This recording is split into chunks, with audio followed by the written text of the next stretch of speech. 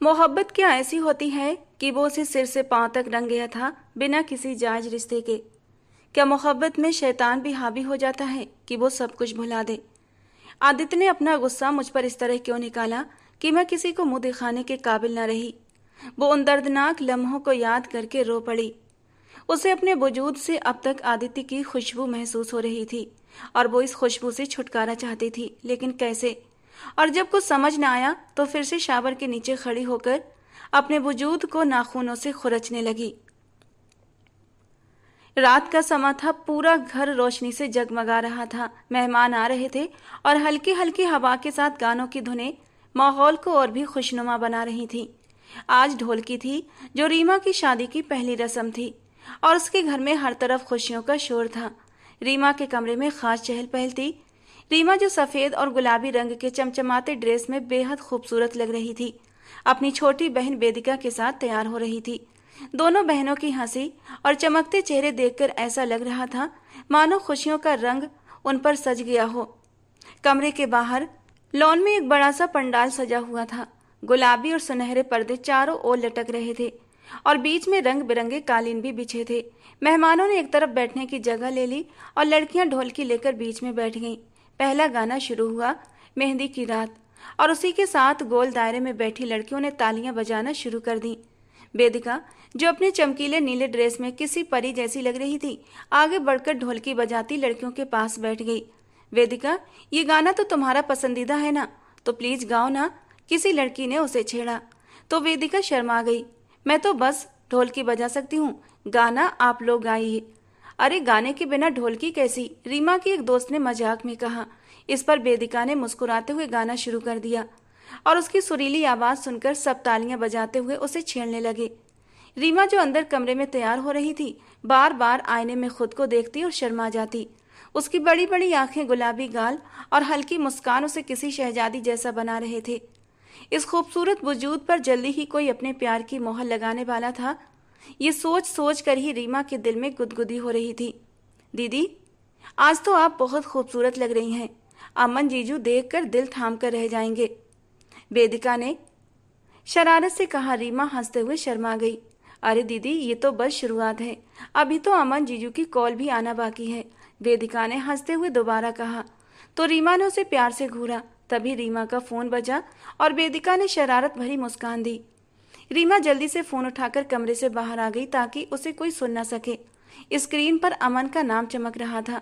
रीमा ने मुस्कुराते हुए कॉल उठाई। कैसी हो रीमा? अमन की गहरी और दिलकश आवाज सुनकर रीमा का दिल धड़क उठा। ठीक हूँ, वैसे आपको कैसे पता चला कि मैं आपकी कॉल का इंतजार कर रही थी? रीमा ने शर्माते हुए कहा। क्योंकि दिल की बात दिल से समझी जाती है, अमन ने नशे भरे अंदाज में जवाब दिया। ये दिल की बातें आप शादी के बाद भी करेंगे या सिर्फ अभी के लिए हैं? वो मुस्कुराते हुए बोली। शादी के बाद? तुम्हारी इन बातों ने मेरा दिल दुखा दिया रीमा। मेरी हर बात, हर लम्हा सिर्फ तुम्हारे लिए है। ये सब तो बस शुरुआत है, वो भी बस आधी अधूरी शुरुआत। असल शुरुआत तो हम शादी की पहली रात से करेंगे। अपनी मोहब्बत की बारिश में इस कदर डुबो देंगे कि डूब कर उभर नहीं पाओगी। वो मदहोशी भरे अंदाज में बोल रहा था। आप बहुत बातूनी हैं। वो शर्मा गई। और तुम बहुत हसीन हो। मुझे यकीन नहीं आ रहा कि कुछ ही दिन में तुम मेरी जिंदगी का हिस्सा बनने वाली हो। अमन के बोलने का अंदाज गंभीर हो गया। रीमा का दिल खुशी से धड़कने लगा। अच्छा, मैं रखती हूँ, सब ढूंढने लगेंगे। ठीक है, पहले एक किस तो करो। वो ऐसे ही जिद किया करता था। अमन, रीमा का दिल जोरों से धड़का। यार अब तो कर दो, सिर्फ एक किस के लिए तरस रहा हूँ, वो भी फोन पर। तुमने वो भी नहीं दिया, और तो और पिक्चर भी नहीं भेजी तुमने। वो नाराज हो रहा था। अच्छा बाबा, भेजती हूँ, बाय। कॉल बंद करते हुए उसने एक गहरी सांस ली थी। चेहरे की रंगत गुलाबी होने लगी थी। कुछ सोचते हुए उसने 2-3 अलग अलग पोज लिए और फिर अपनी ये सारी तस्वीरें अमन के नंबर पर सेंड कर दी। आगे से एक उदासी वाला इमोजी आया। बस अब जल्दी से मेरे पास आ जाओ, फिर खूब सारा प्यार करूंगा, अब इंतजार नहीं होता। उसका मैसेज पढ़ते ही रीमा के चेहरे पर एक मुस्कान खिल उठी और वो वापस अंदर की ओर बढ़ गई। रीमा के वापस आते ही वेदिका ने उसे खींचकर सबके बीच बिठा लिया। दीदी, अब आपको भी गाना पड़ेगा। अरे नहीं, मैं नहीं गा सकती, रीमा ने झिझकते हुए कहा। नहीं नहीं, दुल्हन को तो गाना ही पड़ेगा, सबने एक साथ कहा। रीमा ने हार मानते हुए धीरे से गाना शुरू कर दिया। मेहंदी लगाऊंगी मैं सजना के नाम की। और सबने तालियां बजाते हुए उसका साथ दिया। ढोलकी खत्म होते ही सभी मेहमान खाने की तरफ बढ़ गए। हर ओर हंसी मजाक और खुशियों की गूंज थी। रीमा और वेदिका ने अपनी मां के साथ मिलकर मेहमानों की मेहमान नवाजी की। रात के आखिरी पहर रीमा अपने कमरे में आईने के सामने खड़ी थी। उसने अपने चेहरे को ध्यान से देखा। क्या मैं बाकी किसी की जिंदगी का सपना बनने जा रही हूँ? अमन मुझसे कितनी मोहब्बत करते हैं। काश ये मोहब्बत हमेशा बनी रहे। ये सोचते सोचते वो खुद ही शर्मा गई। सुबह का सूरज हल्की रोशनी के साथ छतों पर अपनी मौजूदगी का असर छोड़ रहा था। घर में फिर से चहल पहल अपने चरम पर होने लगी थी। आज रीमा की उपटन की रस्म थी और औरतों ने पहले ही तैयारियों का आगाज कर दिया था। आंगन में एक और रंगीन कालीन बिछाए गए जहां उपटन की रस्म का इंतजाम था। चारों ओर गुलाब और गेंदे के फूलों की खुशबू फैली हुई थी और हर चेहरे पर खुशी की चमक थी। सुनील जी, जो अपनी बेटी की शादी की तैयारियों को बहुत गंभीरता से ले रहे थे, सुबह से ही मेहमानों की देखभाल में लगे हुए थे। उनका अंदाज बहुत ही सलीके वाला था, लेकिन उनके प्यार की झलक उनके व्यवहार से ही झलक रही थी। दूसरी तरफ तारा जी अपनी बेटी के लिए कपड़े, जेवर और बाकी जरूरतों का ध्यान रख रही थी। रीमा के लिए सब कुछ उन्होंने अपनी पसंद से लिया था। वो उसे तैयार करवाते हुए दुआएं भी दे रही थी। भगवान करे मेरी बच्ची हमेशा ऐसे ही खुश रहे और उसे दुनिया की हर खुशी मिले, वो दिल से दुआ कर रही थी। रीमा और वेदिका दोनों अपनी माँ के गले लग गईं। सुनीता जी का घर में दाखिल होना जैसे एक नया तूफान लेकर आया था।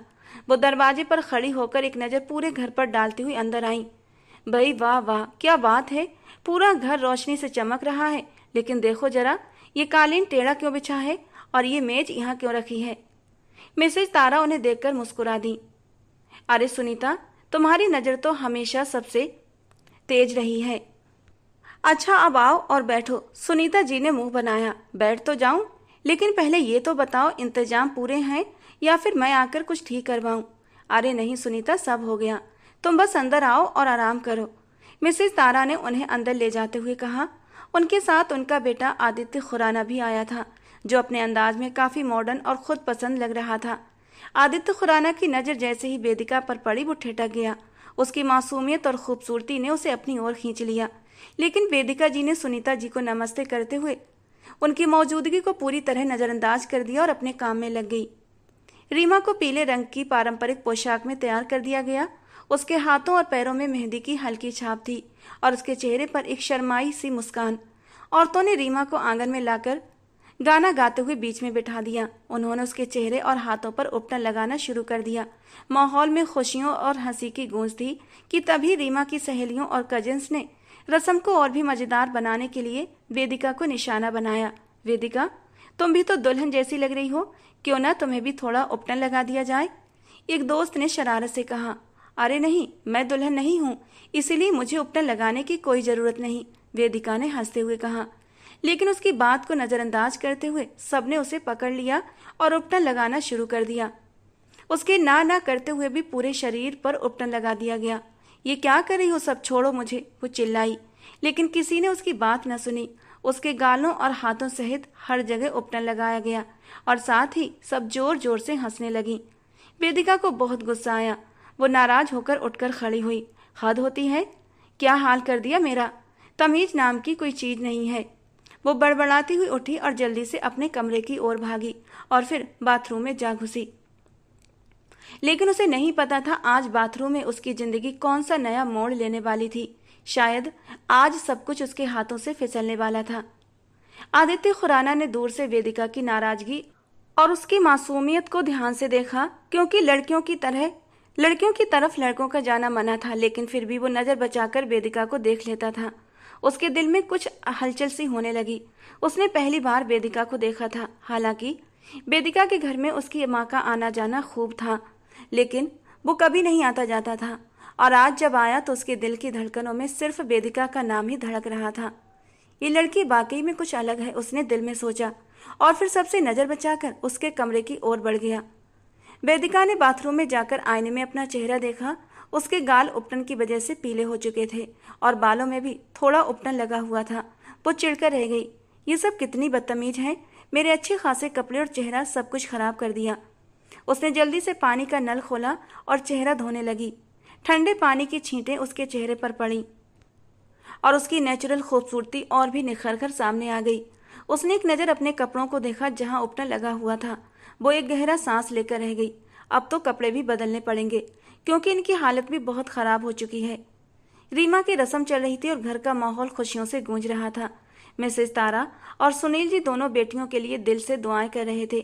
भगवान हमारी बच्चियों को हमेशा खुश रखे और आबाद रखे, बुरी नज़र से बचाए, सुनील जी ने सच्चे दिल से कहा। लेकिन वेदिका के साथ क्या होने वाला था ये कोई नहीं जानता था। इन खुशियों भरे लम्हों को किसी की बुरी नज़र लगने वाली थी। वेदिका अभी तक बाथरूम में थी, अपनी त्वचा से उपटन साफ करने की कोशिश में परेशान हो रही थी। उसने फिर से आईने में अपना चेहरा देखा। गालों पर उपटन के निशान अब भी साफ थे। गुस्सा और भी बढ़ने लगा। उसने दोबारा से नल खोला और फिर से पानी की छींटें चेहरे पर मारने लगी। पानी की ठंडक ने उसके गुस्से को कम करने की बजाय और भी बढ़ा दिया था। वो बहुत ही सावधानी से अपना चेहरा और हाथ साफ कर रही थी कि तभी अचानक उसे पीछे से दरवाजा खुलने की आवाज आई। कौन है? वेदिका ने चौंकते हुए पीछे मुड़कर देखा। दरवाजा धीरे धीरे खुला और आदित्य खुराना अंदर आया। आदित्य खुराना के चेहरे पर गंभीरता और कुछ कहने की ख्वाहिश साफ झलक रही थी। वेदिका ने हैरानी और गुस्से से कहा, ये क्या बदतमीजी है? यहाँ क्या कर रहे हो तुम? वेदिका, मैं तुमसे बात करना चाहता हूँ, आदित्य ने धीरे से कहा, जबकि वेदिका ने गुस्से से उसकी ओर देखा। मिस्टर आदित्य खुराना, तुम्हारा दिमाग तो ठीक है ना? ये कौन सी जगह है बात करने की? बाहर जाओ, बाद में बात करूंगी। वो माथे पर बल डालते हुए बोली, लेकिन आदित्य अपनी जगह से हिला नहीं। मैं जानता हूँ वेदिका, ये जगह बात करने के लिए सही नहीं है, लेकिन तुम्हें देखकर मैं अपने दिल की बात कहे बिना रह नहीं सकता। तुम्हें जब अंदर आते देखा तो खुद ब खुद मैं तुम्हारे पीछे खींचा चला आया। तुम्हें अपने दिल की बात कहना चाहता हूँ, बस वो सुन लो, मैं चला जाऊंगा। वेदिका, मैं तुमसे मोहब्बत करने लगा हूँ। तुम मेरी पहली नज़र का पहला प्यार हो। उसके ये शब्द सुनकर वेदिका कुछ पल के लिए चुप रह गई। उसके चेहरे पर हैरानी और गुस्से के मिले जुले भाव थे। मोहब्बत? तुम्हें जरा भी शर्म नहीं आती? एक अकेली लड़की, और वो भी तब जब वो बाथरूम में अकेली है। तुम ऐसी बात कर रहे हो? शर्म आनी चाहिए तुम्हें। वेदिका का चेहरा गुस्से से लाल हो गया। अब जाओ यहाँ से। वेदिका ने उसे पीछे की तरफ धक्का दिया।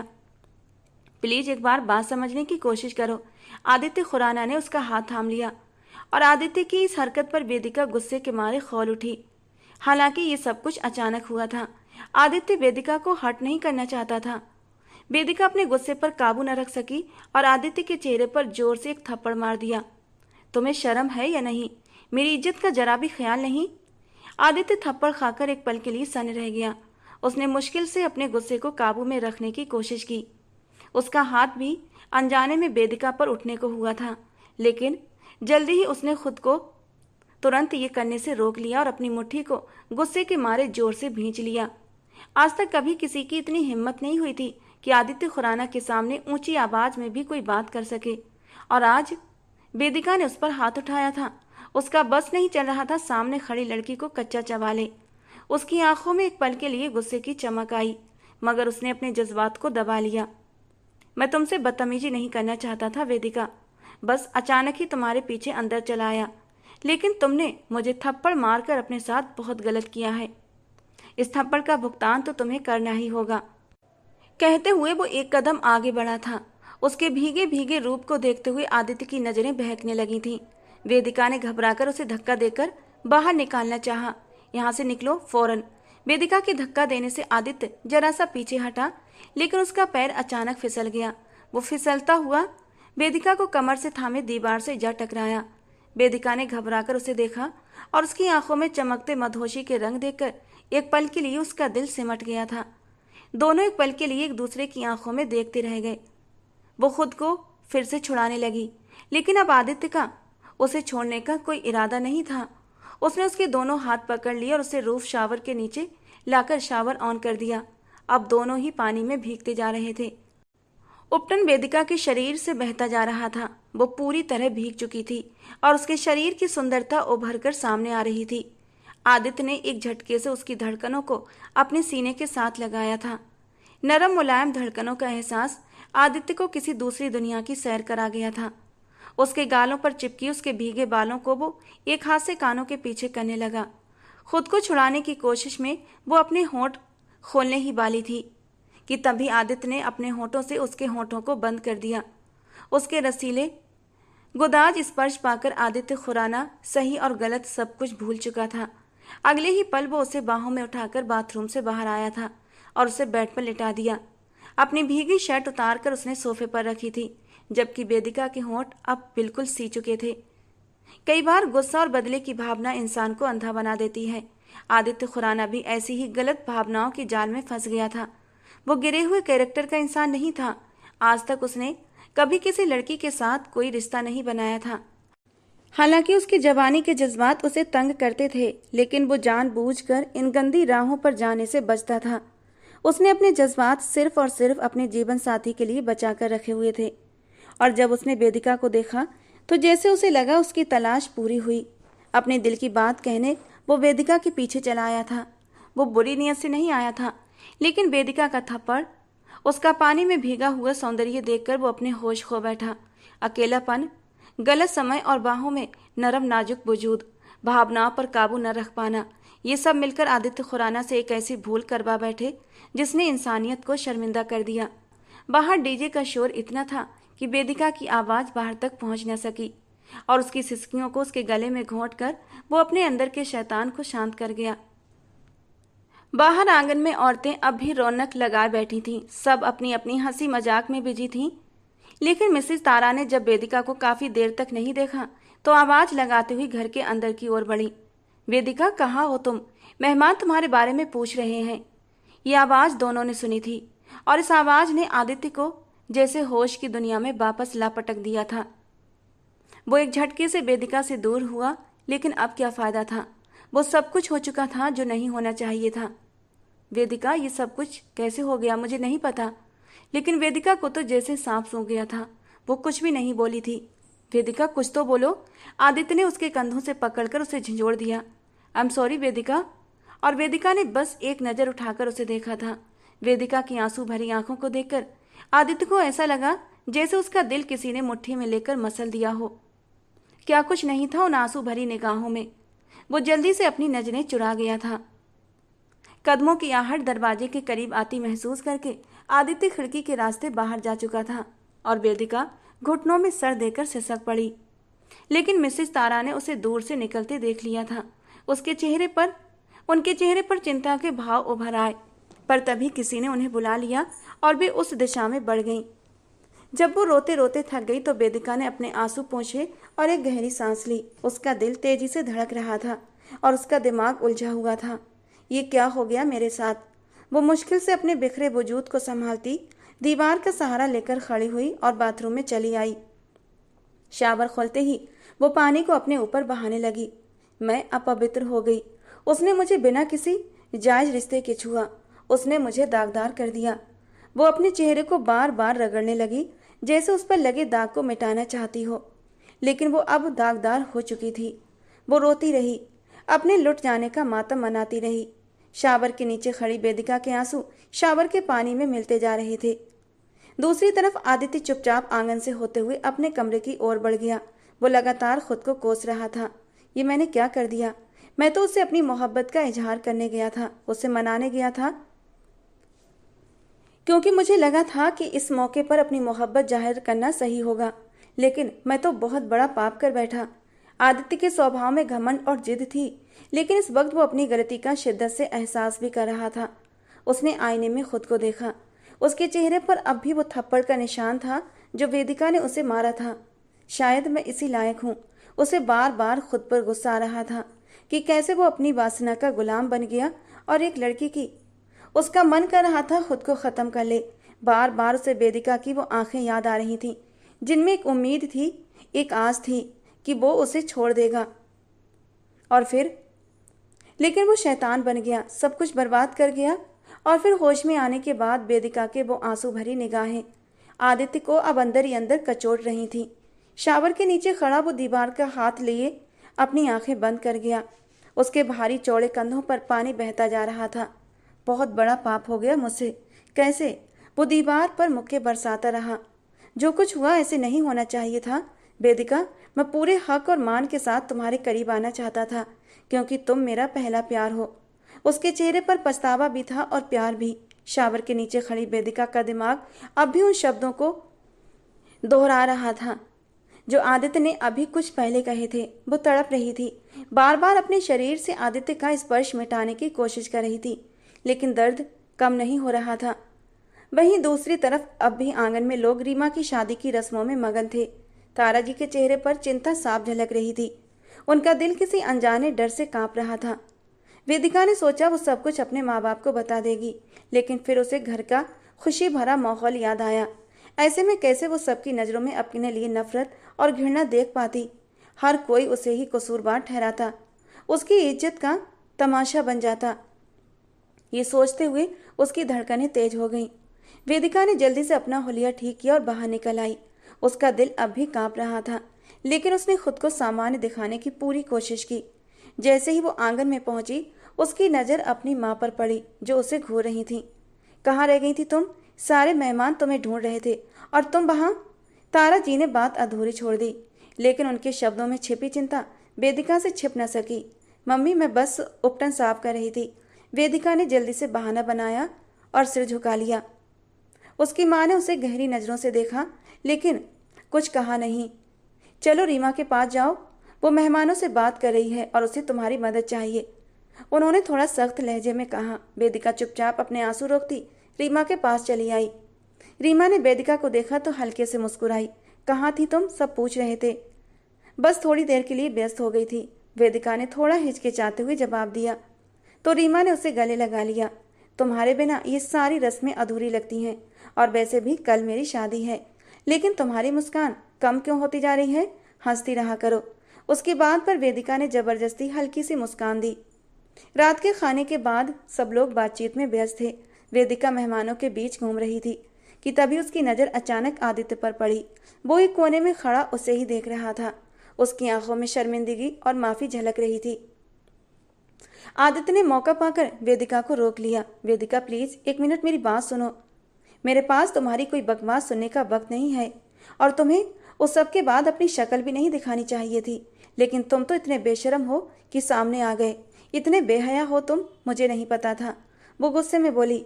मैं अपनी हरकत पर शर्मिंदा हूँ वेदिका, मुझे ऐसा नहीं करना चाहिए था, लेकिन जो कुछ हुआ मैं उसका प्रायश्चित जो तुमने किया उसका प्रायश्चित नहीं, प्रायश्चित का फल होगा जो तुम्हें अपनी जिंदगी में हर हाल में देना होगा, समझे? उसकी बात पर आदित्य ने सिर झुका लिया। मैं मानता हूँ मैंने बहुत बड़ा पाप किया है, लेकिन मेरी नीयत बुरी नहीं थी। सब कुछ गलत हो गया, लेकिन मेरा दिल साफ है वेदिका।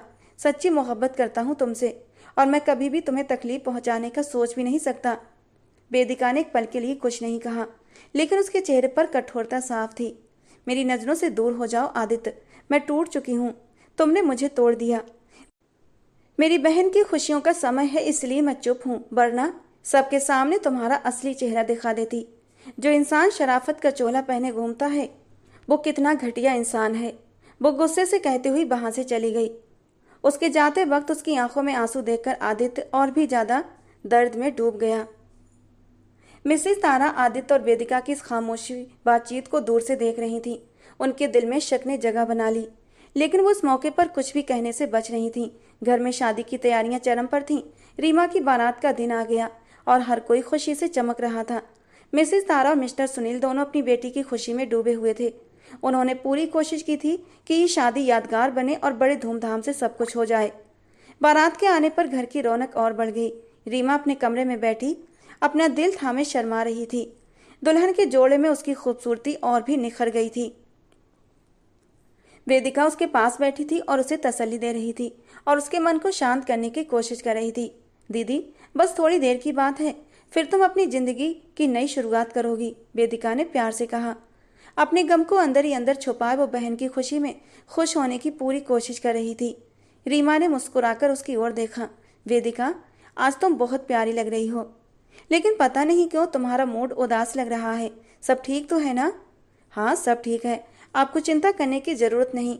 कहीं ऐसा ना हो मेरी चिंता में आप खुद भी बीमार पड़ जाएं, और फिर अमन जीजू तो मेरी शामत ही ले आएंगे कि मैंने उनकी नाजुक सी प्यारी सी बीबी को बीमार कर दिया। खुद को खुश दिखाते हुए वो जल्दी से बोली। अमन दूल्हा बनकर बहुत ही हैंडसम और आकर्षक लग रहा था।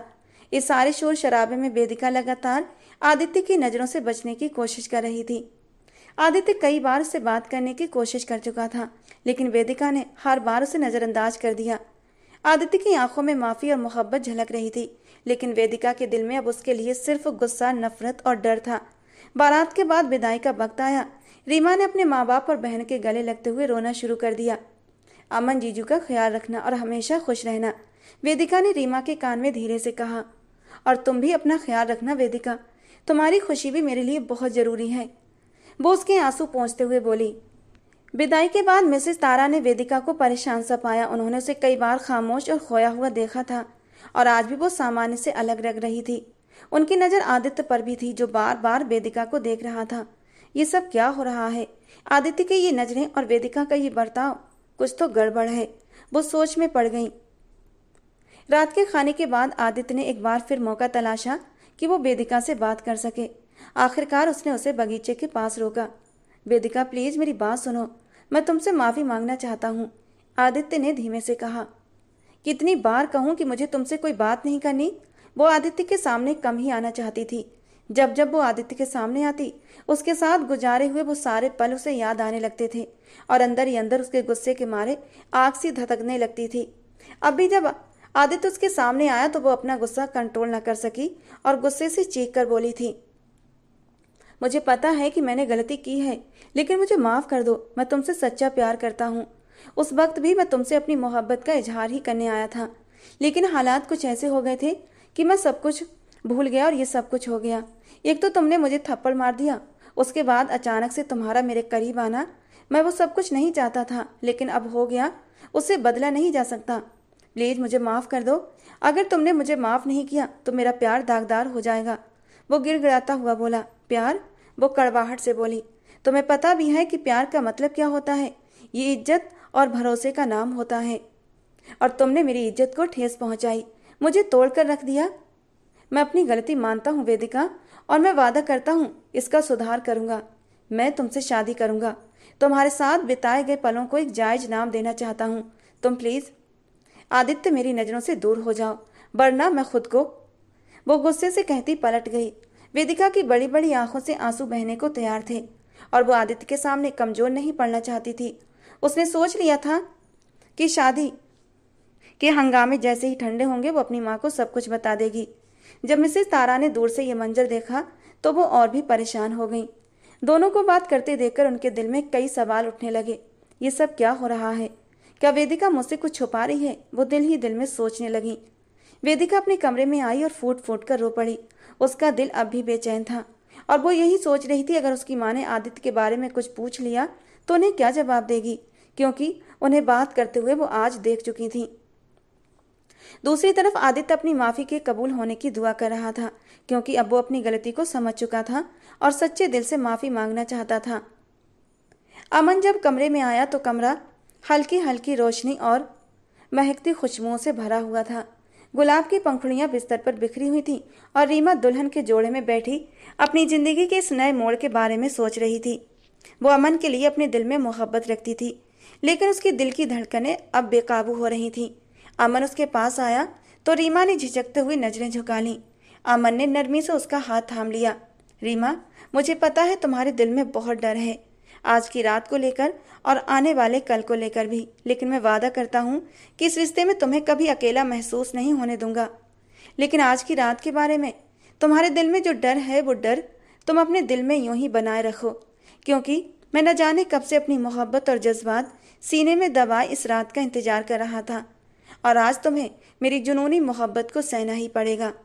लबों पर हल्की सी मुस्कान लिए वो रीमा को छेड़ने लगा, और रीमा की जान हलक में आई थी। वो वैसे ही आने वाले पलों को लेकर डर रही थी, और अमन ने उसे और भी डरा दिया था। बड़ी बड़ी आंखें उठाकर वो अमन को डरे हुए अंदाज में देखने लगी, और अमन खिलखिलाकर हंस पड़ा। मजाक कर रहा था, यार इतनी नाजुक सी हो, मुझे पता है अगर जरा भी जोर से पकड़ लिया तो टूटकर बिखर जाओगी, और मैं तुम्हारा हाथ तुम्हें समेटने के लिए थाम कर लाया हूँ, ना कि तुम्हें तोड़ने के लिए। अमन, मैं खुश हूँ कि आप मेरी जिंदगी का हिस्सा बने, लेकिन मुझे डर है अगर मैं आपकी उम्मीदों पर खरी न उतरी तो। वो थोड़ा घबराई। अमन ने उसका हाथ अपने होंठों से लगा लिया और मुस्कुराते हुए बोला, तुम मेरी जिंदगी के सबसे खूबसूरत ख्वाब की रोशन सुबह हो। मैं तुमसे कुछ मांग नहीं रहा मेरी जान, बल्कि मैं वादा करता हूँ तुम्हें अपनी जिंदगी में हमेशा खुश रखूंगा। उसने उसे अपने पास खींच लिया और रीमा का दिल जोर से धड़कने लगा। अमन ने उसके माथे पर एक प्यारा सा रीमा ने पलकों को झुका लिया और अमन ने हल्के से मुस्कुराते हुए उसकी झुकी हुई पलकों पर अपने होंठ रख दिए।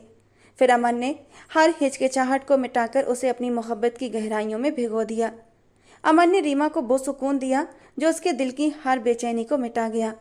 सुबह के वक्त अमन और रीमा नहाकर नीचे आए और दोनों मिलकर नाश्ता बनाने लगे। रीमा, ये पहला मौका है जब मैंने किसी के साथ मिलकर खाना बनाया है, अमन ने एप्रन एक तरफ रखते हुए प्यार से कहा। और यह भी पहला मौका है